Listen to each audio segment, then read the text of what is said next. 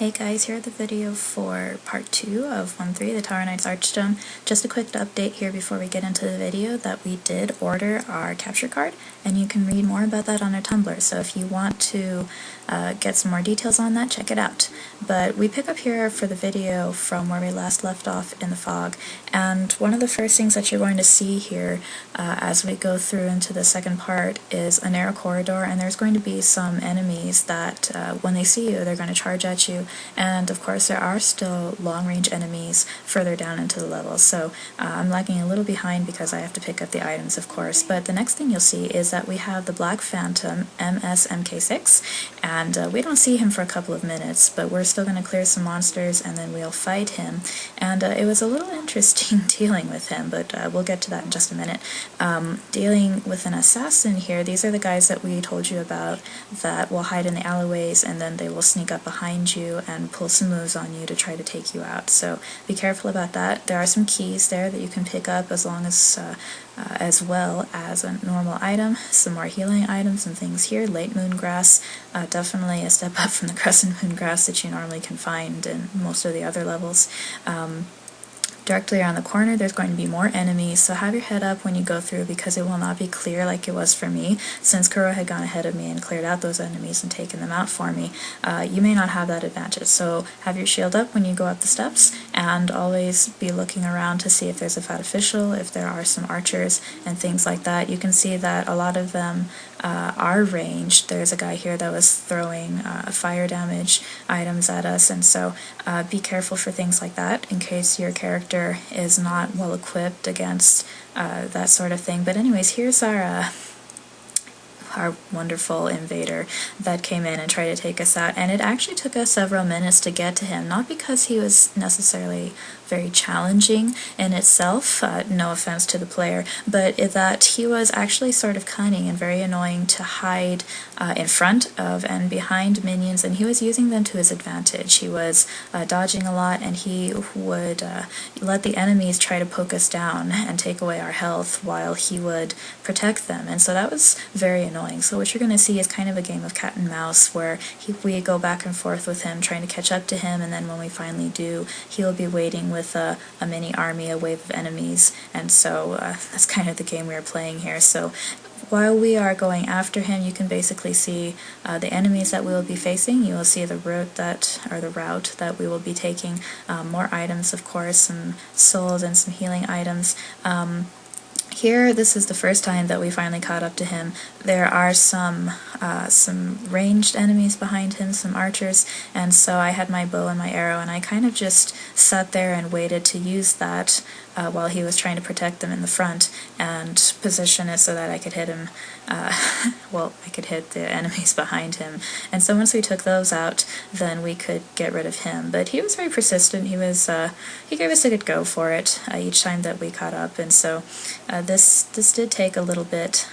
It actually wasn't all that bad to me, though, after having gone through the the old monk and Latria that I was summoned into, and that was very annoying for me because I would get backstabbed frequently, like you just saw, and I would suffer many damages and injustices that I don't care to repeat. And so this was normal. We could actually hit this person. He was he was not too difficult. He never ghosted in and out of the arena. But finally we broke through his first little stand against us, his first set of defenses, and then we went ahead and I actually lost Kuro for a second because he always is very quick about it, and that's good, but I'm not because I'm always looking for items, and so I lagged behind a little bit and wasn't exactly sure where he went. But around this hallway we came across the same sort of situation. There were some ranged guys, some archers, some normal enemies that were in the way, and so we had to get through them, and then while we were doing that,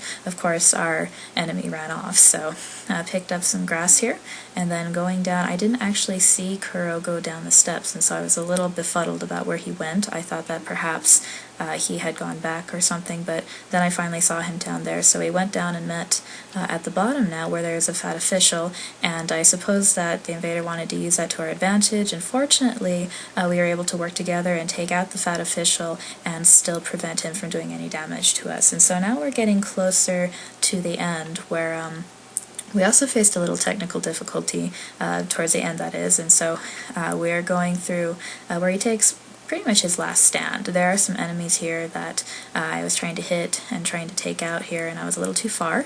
So we went forward, and I was actually very frustrated because there's no reason that I shouldn't take out the enemies, but of course this guy was in front of them, and in order to get him out of the way we would have had to rush him and be assaulted by enemies, so I had to just be patient and wait for him to get a little antsy and move back and forth, as you can see he was attempting to do.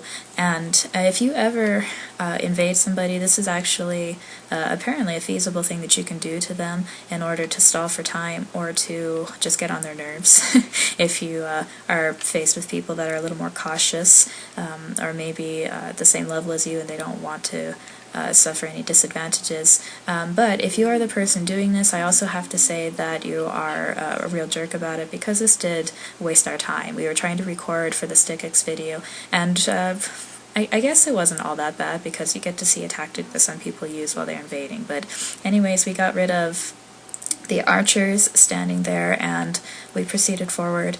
I don't know what that item was back there because I wanted to go and stay with Kuro, so you'll have to figure that out another time. But we finally took him out for the most part. It was just time-consuming more than anything else, but he was finally slain, and I was going to cheer, and then I saw that Kuro was going to go ahead and fight, so I went ahead and joined him, and then we suffered some technical issues because for whatever reason, as soon as he moved over to the side there and started to stand, and we had this cutscene, his game glitched out, and so he wasn't able to play with me anymore. But in this cutscene you can see that the fat official goes forward and that there's a new set of fog, and so after this it was just me.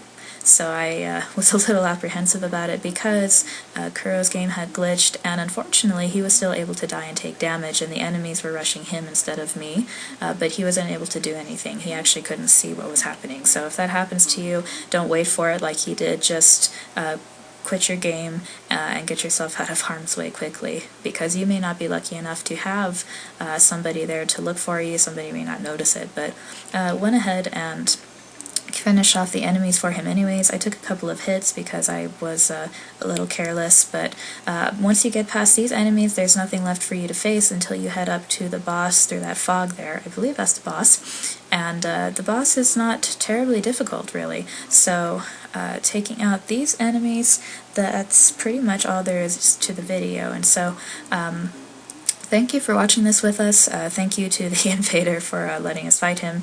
I'm so sorry it didn't turn out so well for you. You gave us a good run, in case that person ever watches our video. And then, by the way, you can pick up more legendary souls. You can pick up some grass healing items, full grass, late moon grass, and then that's pretty much it. So make sure that you are well equipped, that you have healing items, that you hopefully would have a partner going into the bosses, because 1.3 and 1.4 have some more difficult bosses, as we've said before. So if you ever need help, let us know. But if you plan on going into it, then please be careful. But anyways, please like or subscribe us, and check out our Tumblr for more info on our capture card, and then we will see you Saturday with our classic capture, and we'll have the next part of 1.3 up next week.